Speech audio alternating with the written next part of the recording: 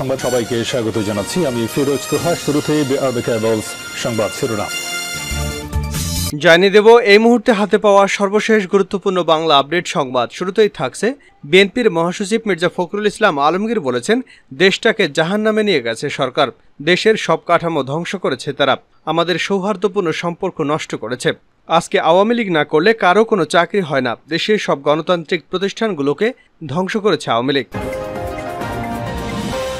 এবারে জানাবো এমপি আনার হত্যা তদন্তে নতুন মোড়, কলকাতার খাল থেকে উদ্ধার হাড়গোড়। জানাবো প্রধানমন্ত্রী শেখ হাসিনা যখন ভারতে অবস্থান করছেন নরেন্দ্র মোদীর শপথ অনুষ্ঠানের জন্য, আর ঠিক সেই সময় বাংলাদেশ সীমান্তে বিএসএফের গুলিতে এক বাংলাদেশি নিহত হলেন। প্রিয় দর্শক, এই হত্যাকাণ্ড কি কখনোই থামবে না? এ বিষয়ে জানাবো বিস্তারিত, সঙ্গে থাকুন। এদিকে কোটা পুনর্বহালের আদেশের বিরুদ্ধে বিক্ষোভ উত্তাল ঢাকা বিশ্ববিদ্যালয় ক্যাম্পাস। কোটা পুনর্বহালের আদেশে ফুঁসে উঠেছে চাকরি প্রত্যাশী শিক্ষার্থীরা। ক্যাম্পাসে চলছে বিক্ষোভ। পূর্ব ঘোষিত কর্মসূচির অংশ হিসেবে রোববার ঢাকা বিশ্ববিদ্যালয়ে বিক্ষোভ মিছিল ও সমাবেশ করে শিক্ষার্থীরা। এতে যোগ দেন কয়েক হাজার শিক্ষার্থী ও চাকরি প্রত্যাশী। জানিয়ে দেব, আওয়ামী লীগের সাধারণ সম্পাদক এবং সড়ক পরিবহন ও সেতুমন্ত্রী ওবায়দুল কাদের বলেছেন, এ বাজেট ঘোষণা করা হয়েছে লুটপাট বন্ধ করার জন্য, লুটপাট করতে নয়। এবং সর্বশেষ জানাবো আন্তর্জাতিক সংবাদ। নিষিদ্ধ মার্কিন অস্ত্রে ইসরায়েলি যুদ্ধাপরাধ অব্যাহত। লেবাননে সাদা ফসফরাস ব্যবহারের নতুন তথ্য সামনে এনেছে মার্কিন মানবাধিকার সংস্থা হিউম্যান রাইটস ওয়াচ। ওই সংস্থা বলেছে, 2023 সালের অক্টোবর থেকে দক্ষিণ লেবানন সীমান্তে বিস্তৃত আবাসিক এলাকাসহ কমপক্ষে 17টি পৌরসভায় নিষিদ্ধ ঘোষিত সাদা ফসফরাস ব্যবহার করেছে ইসরায়েলি প্রতিরক্ষা বাহিনী। এতক্ষণ শিরোনাম শুনছিলেন, এবার বিস্তারিত। প্রিয় দর্শক, আপনি যদি এই চ্যানেলে নতুন হয়ে থাকেন, ভিডিওটি দেখতে দেখতে চ্যানেলটি সাবস্ক্রাইব করে আমাদের সঙ্গেই থাকুন। আর এই ভিডিও সম্পর্কে আপনি আপনার মূল্যবান মতামতটি কমেন্ট বক্সে জানিয়ে দিন। আর হ্যাঁ প্রিয় দর্শক, জানিয়ে দিন ভিডিওটি কোথা থেকে দেখছেন। আওয়ামী লীগ কোন মুখে গণতন্ত্রের কথা বলে মির্জা ফখরুল? বিএনপির মহাসচিব মির্জা ফখরুল ইসলাম আলমগীর বলেছেন, দেশটাকে জাহান্নামে নিয়ে গেছে সরকার। দেশের সব কাঠামো ধ্বংস করেছে তারা, আমাদের সৌহার্দ্যপূর্ণ সম্পর্ক নষ্ট করেছে। আজকে আওয়ামী লীগ না করলে কারো চাকরি হয় না। দেশের সব গণতান্ত্রিক প্রতিষ্ঠানগুলোকে ধ্বংস করেছে আওয়ামী লীগ। তাদের মিথ্যা বলায় জুড়ি মেলা ভার। আওয়ামী লীগ কোন মুখে গণতন্ত্রের কথা বলে?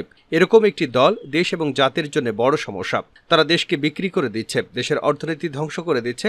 আসুন সবাই মিলে দেশটাকে বাঁচাই। রাজধানীর জাতীয় প্রেস ক্লাবে আব্দুস সালাম হলে এক অনুষ্ঠানে রোববার দুপুরে ঢাকায় প্রধান অতিথির বক্তব্যে তিনি এসব কথা বলেন। বিএনপির প্রতিষ্ঠাতা ও সাবেক রাষ্ট্রপতি জিয়াউর রহমানের 43তম মৃত্যুবার্ষিকী উপলক্ষে এক আলোচনা সভায় তিনি এসব কথা বলেন। মির্জা ফখরুল বলেন, নিজের সততা দিয়ে দেশের আমূল পরিবর্তন এনেছিলেন জিয়াউর রহমান। তিনি বহুদলীয় গণতন্ত্র পুনরুদ্ধার করেছিলেন। আজকে গণমাধ্যমের স্বাধীনতা নিশ্চিত করেছেন জিয়াউর রহমান। শেখ মুজিবুর রহমান তো 4টি বাদে সব গণমাধ্যম বন্ধ করেছিলেন। জাতীয় প্রেস ক্লাবে তো জিয়াউর রহমানেরই অবদান, অথচ তার নামই আজ উচ্চারণ করতে দেওয়া হয় না। তিনি বলেন, আজকে দেশের প্রতিটি ব্যক্তির উপর 1,55,000 টাকা ঋণের বোঝা। এরপরও তারা বাজেট দেয় যেখানে কোনো দিক নির্দেশনা নেই। আজকে এই সরকার দেশটাকে কোথায় নিয়ে গেছে? এরপরও যেসব বুদ্ধিজীবী তাদের প্রশংসা করেন, তারা কি নিজেদের বিবেককে প্রশ্ন করেন? সুতরাং আমি বিশ্ববিদ্যালয়ের শিক্ষকদের বলবো, আপনারা জাতি গঠনে কাজ করুন, দেশের ভবিষ্যৎ নেতৃত্ব তৈরি করুন। আজকে ডাকসু নির্বাচন নেই, কোনো নির্বাচন নেই। জিয়াউর রহমানের কর্মকাণ্ড নিয়ে সারা দেশে ওয়ার্কশপ করার কথা বলেন বিএনপি মহাসচিব। এমপি আনার হত্যার তদন্তে নতুন মোড়, কলকাতায় খাল থেকে উদ্ধার হাড়গোড়। চিকিৎসার জন্য ভারতের পশ্চিমবঙ্গ রাজ্যে গিয়ে খুন হয়েছেন সংসদ সদস্য আনোয়ারুল আজিম আনার। তার লাশ এখনও উদ্ধার করা যায়নি। তবে নিরলস তল্লাশির পর এবার কলকাতার একটি খাল থেকে কিছু হাড়গোড় উদ্ধার করা হয়েছে। আসামি সিয়ামকে জিজ্ঞাসাবাদের ভিত্তিতে অভিযান চালিয়ে বাগজোলা খাল থেকে এসব হাড়গোড় উদ্ধার করা হয়েছে। তবে এসব হাড়গোড় নিহত আনারের কিনা তাও নিশ্চিত হওয়া যায়নি। কলকাতার সংবাদ মাধ্যম সূত্রে এসব তথ্য জানা গেছে। সংবাদ মাধ্যম বলছে, বাংলাদেশের সংসদ সদস্য আনোয়ারুল আজিম খুনের ঘটনায় গ্রেপ্তারকৃত মোহাম্মদ সিয়াম হোসেনকে জিজ্ঞাসাবাদের পরে পাওয়া তথ্যের ভিত্তিতে অভিযান চালিয়ে বাগজোলা খাল থেকে হাড়গোড় উদ্ধার করেছে পশ্চিমবঙ্গ সিআইডি। রোববার সকালে সিয়ামকে নিয়ে ভাঙড় এলাকায় পৌঁছে বাগজোলা খালে নামেন সিআইডি কর্মকর্তারা। এক পর্যায়ে সেখান থেকে উদ্ধার হয় হাড়গোড়।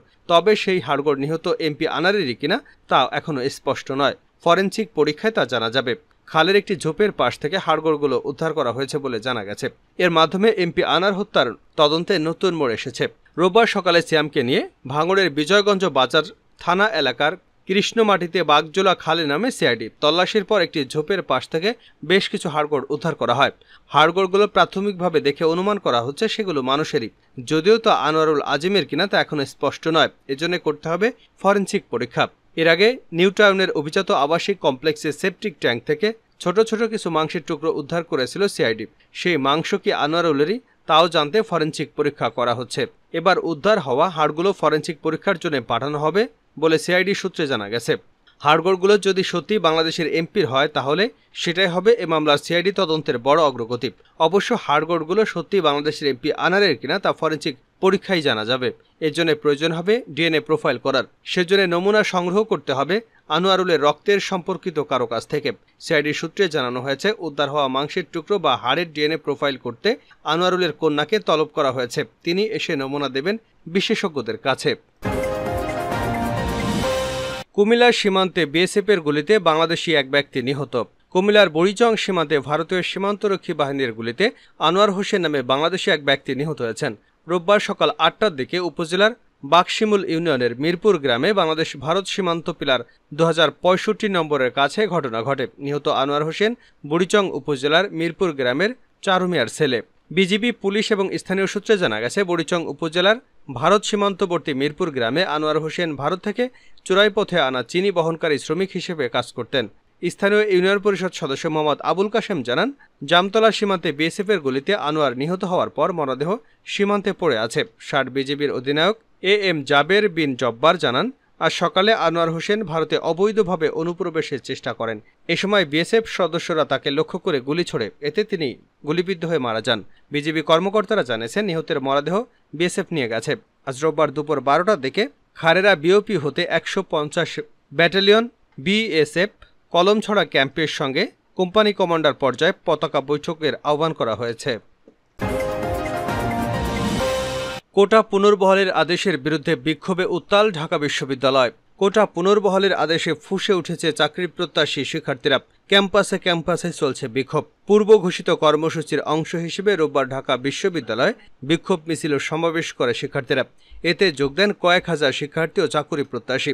কেন্দ্রীয় গ্রন্থাগারের সামনে থেকে বিক্ষোভ মিছিল শুরু হয়ে কলাভবন, মল চত্বর, ভিচি চত্বর, টিএসসি হয়ে ক্যাম্পাসের বিভিন্ন সড়ক প্রদক্ষিণ শেষে সন্ত্রাস বিরোধী রাজু ভাস্কর্যের পাদদেশে সমাবেশে মিলিত হয়। এ সময় শিক্ষার্থীরা সংবিধানের মুক্তিযুদ্ধের মূল কথা, সুযোগের সমতা, বাংলা ভাষায় সারা বাংলায় খবর দে, কোটা প্রথার খবর দে, 18-র হাতিয়ার গর্জে উঠুক আরেকবার, এছাড়াও বিভিন্ন ধরনের স্লোগান দিতে থাকেন। শিক্ষার্থীরা বলেন, প্রথম ও দ্বিতীয় শ্রেণীর চাকুরিতে 56% কোটা কোনোভাবেই মেনে নেওয়া যায় না। যে বৈষম্য ও বঞ্চনার বিরুদ্ধে মুক্তিযুদ্ধ হয়েছে, সেই মুক্তিযুদ্ধ এবং অন্যান্য কোটা নামে সেই বৈষম্য কোনোভাবেই মেনে নেওয়া হবে না। বঙ্গবন্ধুর স্বপ্নের সোনার বাংলার সঙ্গে কোটা পদ্ধতি সাংঘর্ষিক। আমরা অবিলম্বে কোটা পুনর্বহালের আদেশ প্রত্যাহার চাই। শেষ করছে আন্তর্জাতিক সংবাদ দিয়ে। নিষিদ্ধ মার্কিন অস্ত্রে ইসরায়েলি যুদ্ধাপরাধ অব্যাহত। লেবাননে সাদা ফসফরাস ব্যবহারে নতুন তথ্য সামনে এনেছে মার্কিন মানবাধিকার সংস্থা হিউম্যান রাইটস ওয়াচ। ওই সংস্থা বলছে, 2023 সালের অক্টোবর থেকে দক্ষিণ লেবানন সীমান্তে বিস্তৃত আবাসিক এলাকা সহ কমপক্ষে 17টি পৌরসভায় নিষিদ্ধ ঘোষিত সাদা ফসফরাস ব্যবহার করছে ইসরায়েলি প্রতিরক্ষা বাহিনী। এর আগেও 2023 সালের অক্টোবরে একই মানবাধিকার সংগঠন গাজা উপত্যকা এবং লেবাননে সাদা ফসফরাস ব্যবহারের তথ্য প্রকাশ্যে এনেছিল। পরে যুক্তরাজ্য ভিত্তিক মানবাধিকার সংস্থা অ্যামনেস্টি ইন্টারন্যাশনালের অনুসন্ধানে জানা গিয়েছিল, ব্যবহৃত সাদা ফসফরাস অস্ত্র যুক্তরাষ্ট্রের তৈরি।